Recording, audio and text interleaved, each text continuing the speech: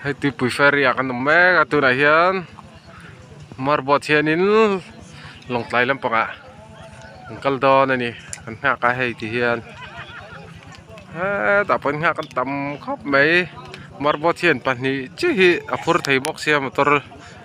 sumo vel hi tầm khóc mấy hay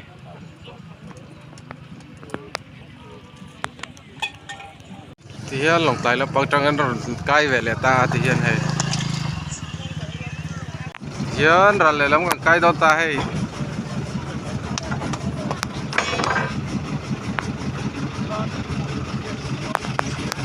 đó ta sang cái đòn này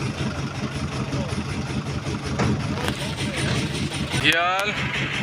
kalta hay sumo pati le two wheeler pati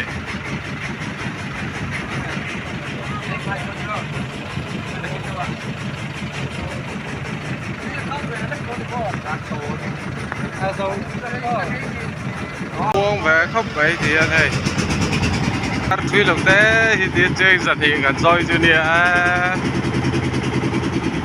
ngồi thằng về khóc bài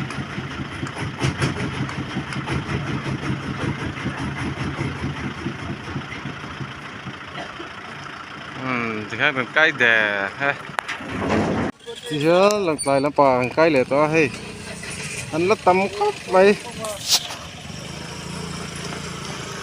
hay sao mi ta hay ra cái đó mà hết trôi là rồi nhỉ bolero tivel là sumo tivel hi change the thum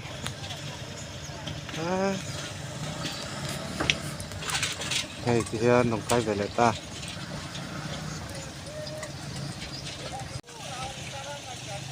hiện ra lệ lắm thế ta sumo ta chọn ra khi thì hiện lòng cái pan những cái thâu gió này hay thì